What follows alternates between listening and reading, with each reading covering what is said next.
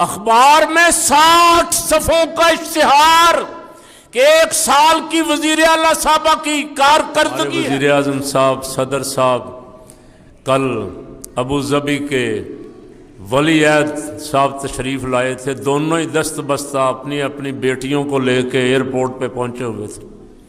ہاتھ ملانا لڑکیوں کا اب ایک رسم بن گئی کہ لڑکیوں کے غیر مردوں سے ہاتھ بھی ملانا ہے، چونکہ جی ورنہ لوگ کیا کہیں گے، یہ تو بہت پیچھے رہ گئے۔ اور دونوں نے پینٹ کوٹ ہی پہنے ہوئے تھے، پاکستانی قومی لباس شلوار قمیض، ان کو یہ پہنتے بھی اب شرم آتی۔ اور آپ دیکھیں اسمبلی میں کوٹ پینٹ، سب ممبران اسمبلی سخت گرمیوں میں 3 پیس سوٹ، قوم پنکھے کے لیے بھی ترس رہی ہے، بجلی کے لیے۔ اور صاحبان پہلے ہی تقریباً 30 کے قریب وزیر پہلے تھے، 27 رات بنا دیے، بلکہ 31 بنا دیے۔ کہتے ہیں جی قومی خزانے میں کچھ نہیں، آپ کو مشکل برداشت کرنی پڑے گی، تھوڑی سی عوام کو مشکلات برداشت کرنی پڑیں گی۔ اور ان کی کوشش ہے کہ جو 100-125 بندہ ان کا اسمبلی میں ہے سب کو منسٹر بنا دیں، سب کو منسٹر کا سٹیٹس، پروٹوکول، تنخواہیں، عیاشیاں، قوم کی کوئی فکر اور پرواہ۔ جب سے آئے ہیں وعدے کر رہے ہیں بجلی سستی کرنے کی، کوئی پرواہ نہیں۔ اب آہستہ آہستہ بجلی کا سلسلہ شروع ہو جائے گا۔ تو قوم جب اس حالت میں پہنچ جائے، شرم کرے، تو اقبال نے کہا وضع میں تم ہو نصارہ تو تمدن میں ہنود، یہ مسلمان ہیں جنہیں دیکھ کے شرمائے یہود۔ اقبال کہتا ہے وہ معزز تھے زمانے میں مسلمان ہو کر، اور ہم خوار ہوئے تارک قرآن ہو کر۔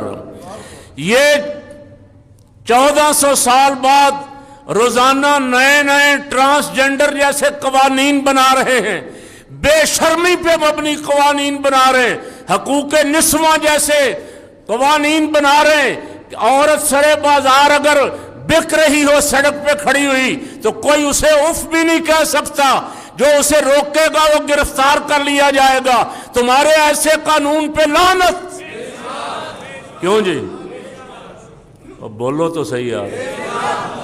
اور ہمارے پاس تو قانون قرآن کی سنت میں موجود ہے، ہمیں ہمارے آقا مولا علیہ السلام دے کے گئے۔ اتر کر ہرا سے سوئے قوم آیا، اور ایک نسخہ کیمیا ساتھ، حضور خالی ہاتھ تو نہیں آئے، پورا نظام لے کے آئے، دستور حیات لے کے آئے۔ ہم نے اسے غلاف میں بند کر کیا اور الماری میں رکھ دیا۔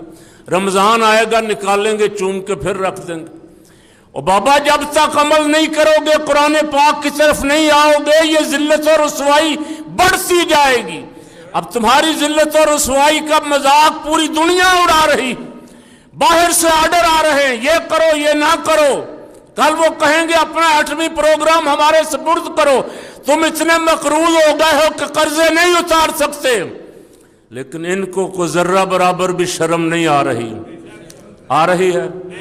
بول رہے تو صحیح یار، میں ہر جمعے آپ کو اپڈیٹ دیتا ہوں۔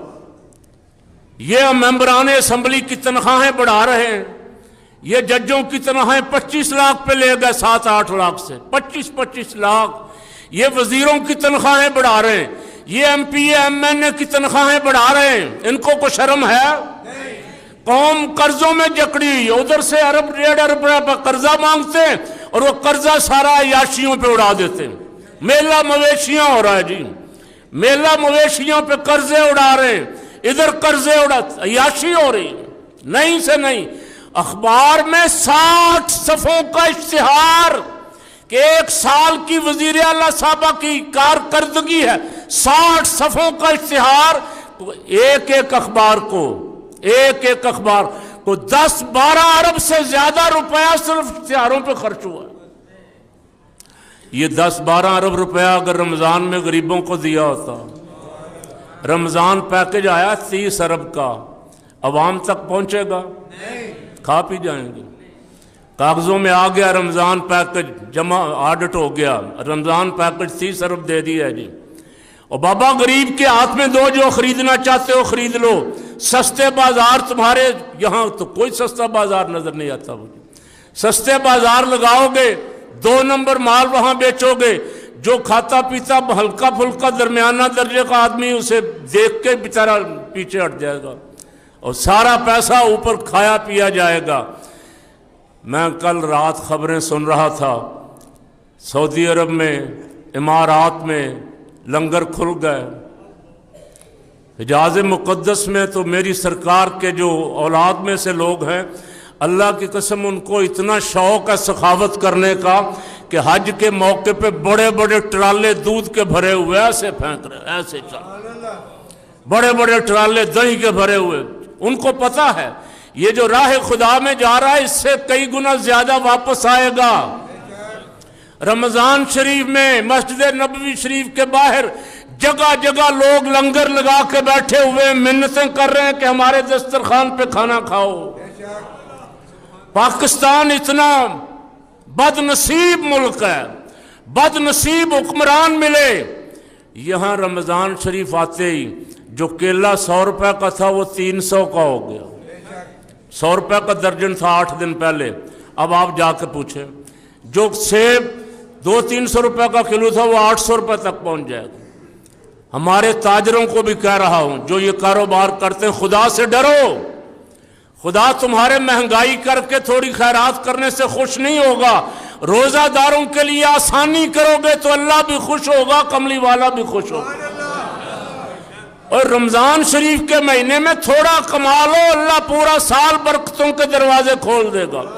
رمضان میں روزہ داروں کی کھلڑی اتارو گے تو دوسرے دن عید کے بعد تمہاری کھلڑی اتر جائے گی، پتہ لگے گا صاحب کا ایکسیڈنٹ ہو گیا، کہیں گاڑی تباہ ہو گئی، 70 لاکھ روپے کی گاڑی تھی، پتہ لگے گا بل بہت زیادہ آ گیا، واپڈا والوں کے پاس جائے گا، وہ کہے گا اس دفعہ تو دینا ہی پڑے گا جی، کیوں جی؟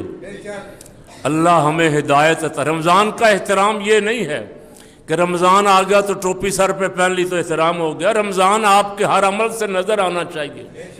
اللہ کریم اس ماہ مبارک جس کا ہم آج استقبال کر رہے ہیں،